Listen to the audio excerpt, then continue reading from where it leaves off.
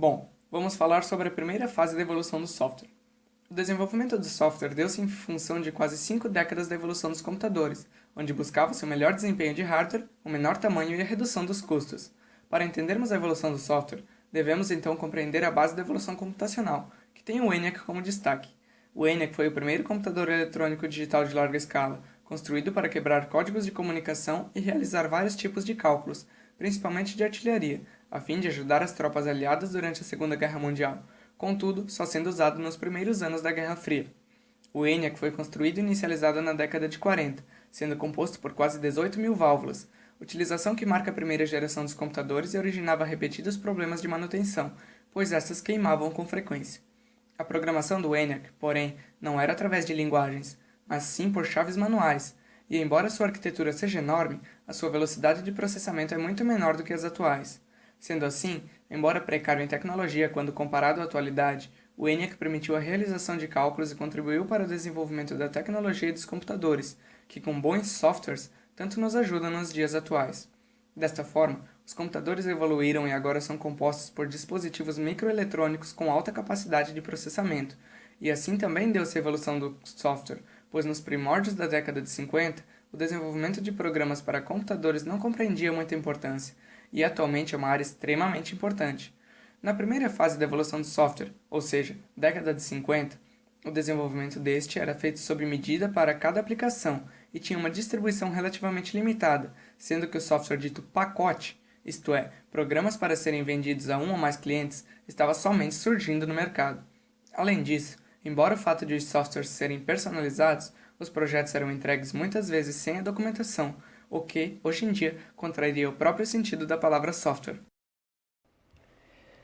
O processamento BAT, ou orientação BAT, foi uma das principais influências no desenvolvimento de softwares em meados da década de 1950. Nele, cada tarefa era executada após o término da execução completa da tarefa anterior. Esse tipo de processamento ainda é muito utilizado em sistemas onde as aplicações iniciais têm alguma restrição para efetuar atualizações online nos sistemas centralizados. Uma de suas principais características é de não exigir a interação do usuário com a aplicação. Isso se dá pois todas as entradas e saídas de dados da aplicação são implementadas por algum tipo de memória secundária, geralmente arquivos em disco. Alguns exemplos de aplicações originalmente processadas em batch são programas envolvendo cálculos numéricos, compilações, ordenações, backups e todos aqueles onde não é necessária a interação com o usuário. Foi desse tipo de sistema, na década de 1960, que surgiram os primeiros sistemas operacionais multiprogramáveis, onde os programas, através de cartões perfurados, eram submetidos para execução e armazenados em disco ou fita, onde aguardavam para ser processados. Esses sistemas, quando bem projetados, podem ser bastante eficientes devido à melhor utilização do processador. Entretanto, podem oferecer tempos de resposta longos. Atualmente, os sistemas operacionais implementam ou simulam o processamento BAT, não existindo um sistema exclusivamente dedicado a este tipo de processamento. Neste período, foram criadas algumas linguagens de programação, o que possibilitou a construção de softwares mais complexos, facilitando a vida dos programadores. A FACT e a BASIC são alguns exemplos dessas linguagens. FACT Fully Automated Compiling Technique foi uma das primeiras linguagens de programação de computador, criada pela divisão Datamatic da Minneapolis Union para seus modelos da série 800 de computadores voltados a negócios em 1959. Alguns aspectos do projeto da FACT foram baseados no projeto linguístico inglês básico. Foi uma influência no projeto do COBOL e é uma das 3 linguagens antecessoras do COBOL II. Há alguns questionamentos se uma versão de trabalho de FACT chegou a ser lançada pela Honeywell. A linguagem até foi concebida e uma especificação detalhada foi liberada.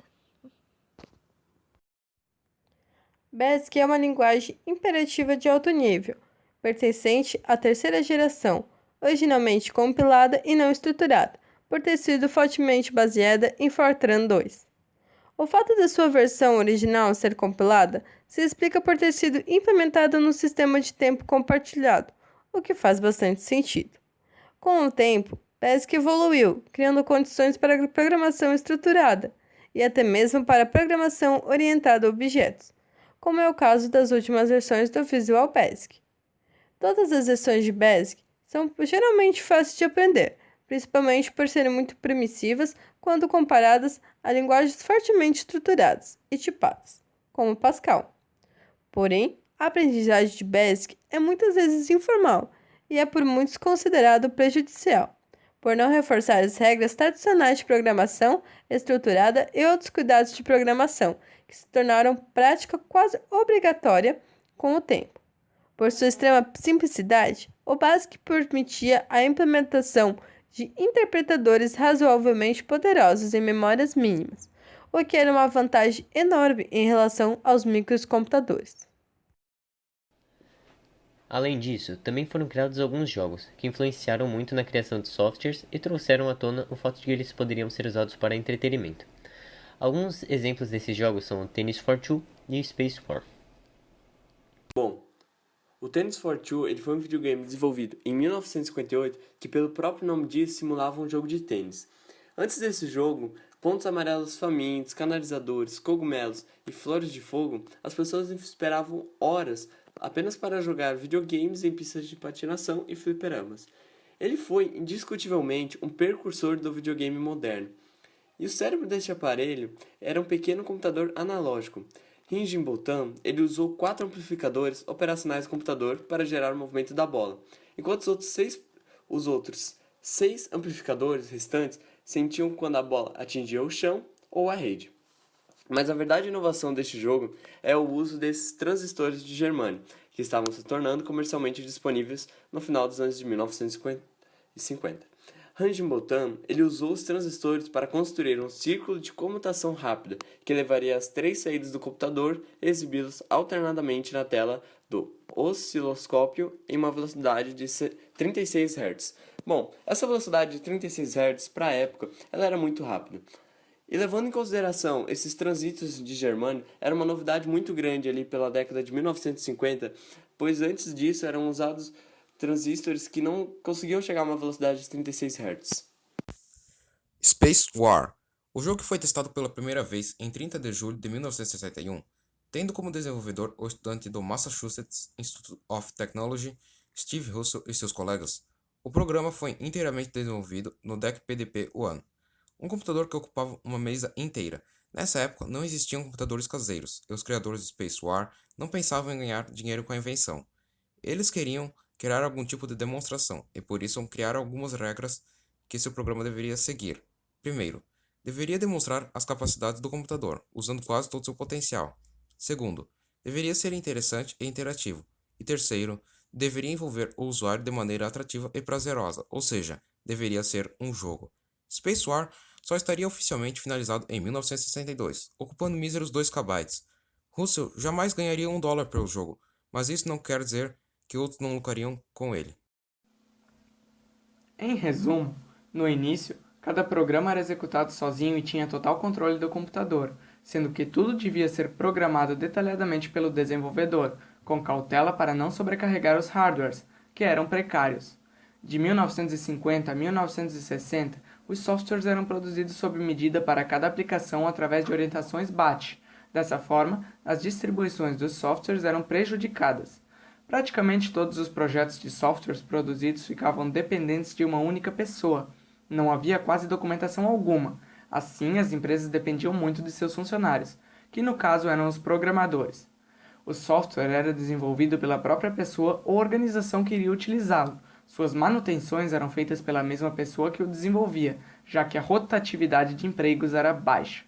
Em meados dessa década, surgiram os primeiros sistemas operacionais, onde deixou-se de utilizar a linguagem de máquina e cartões perfurados, e surgiram os sistemas operacionais e softwares gráficos. Assim, quando os programas deixavam a desejar em sua função, eram descartados e substituídos por outros mais avançados, contribuindo para a evolução do software. Então, esse período ele não foi necessariamente uma evolução, mas sim o início do desenvolvimento do software, que, com toda a sua evolução até os dias atuais, nos permite desfrutar dessa imensa tecnologia presente em nosso cotidiano.